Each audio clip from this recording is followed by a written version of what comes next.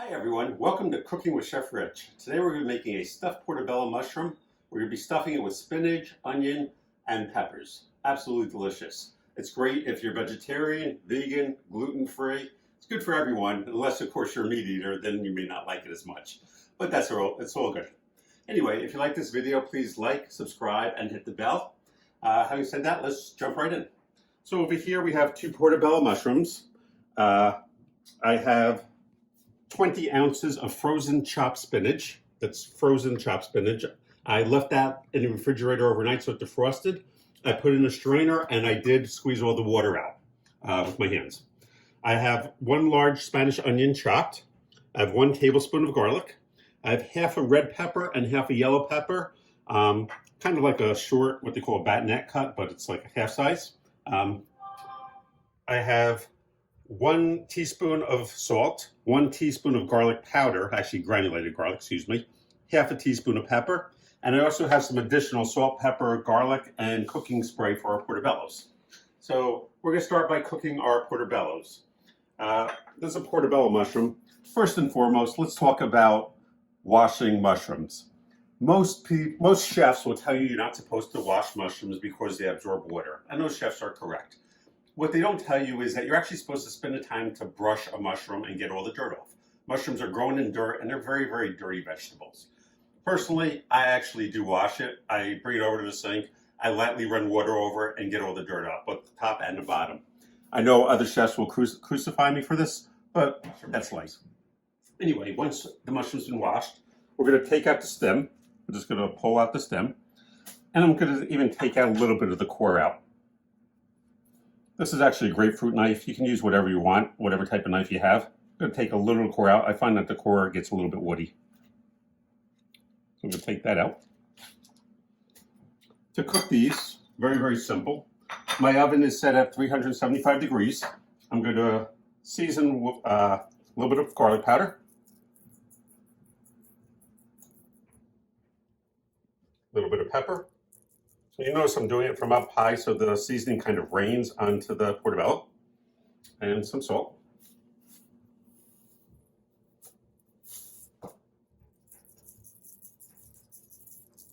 Notice I go back and forth like 2 times. I'm going to spray it with some cooking spray. Not a lot though. I'm going to stick it in a 375 degree oven. It's going to take between 10 and 15 minutes to cook. I'll show you what it looks like when it's done cooking. All right, so our portobello mushrooms are in the oven cooking, and now we're going to start cooking our spinach and onions. The first thing we're going to do is I just turned on my flame on high. I'm going to add maybe a tablespoon and a half of olive oil. If you don't have olive oil, you can always use vegetable oil. It's plenty.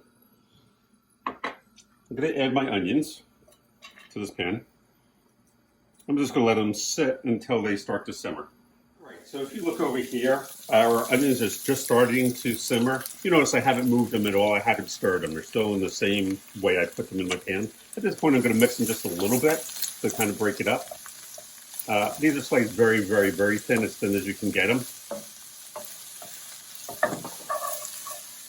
We do actually want to brown these, so it's going to take a good 8 to 10 minutes just to brown them.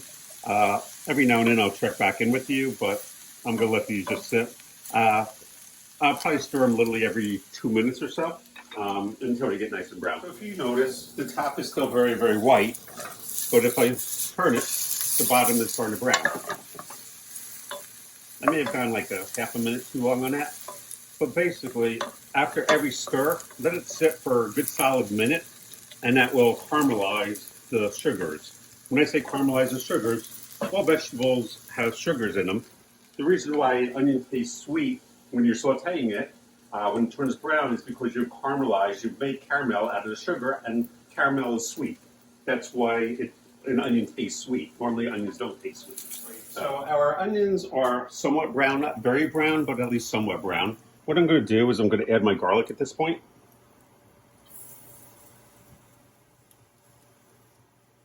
And I'm going to add a little bit more olive oil so the garlic sautés nicely. You notice that there's almost no oil in the pan at this point.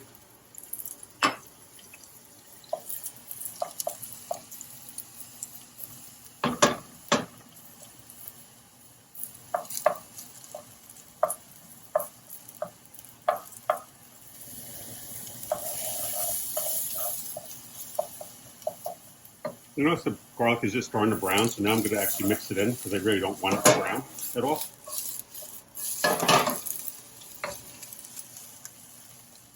And at this point, I'm going to add my spinach.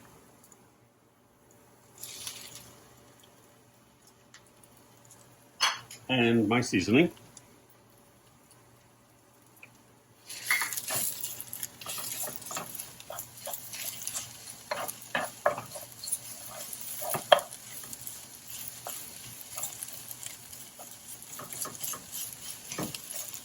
You just want to really mix this through and through. And just keep mixing it until it's kind of all together.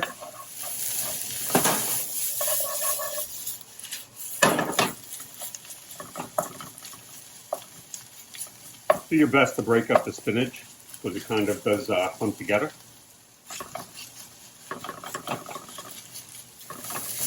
Now we're going to cook the spinach for about 2 to 3 minutes. We'll just keep moving it. You can stir it pretty constantly. As long as the pan is hot, you can keep stirring it. So our spinach is cooking, and now we're going to check our portobellos. I believe they're done. If you take your finger and you press on it, it's very, very, very soft. They're done cooking. So we're going to take these out and let them sit over here until our spinach is done.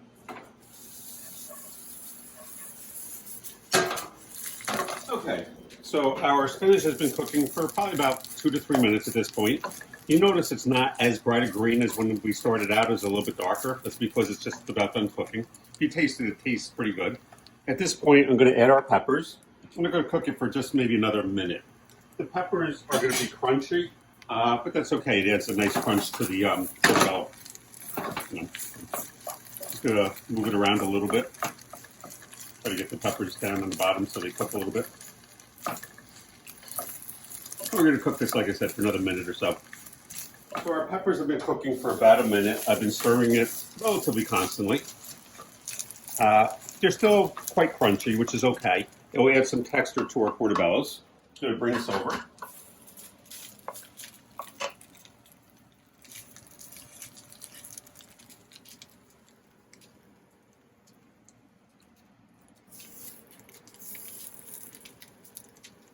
And basically, I'm going to stuff our portobellos. This is very, very, very hot, so you want to be careful. You'll notice I'm using a glove. If you don't have gloves to use, one of the things that you can do is just let it cool, stuff it when it is cool, and then reheat it in your oven whenever you want to serve it.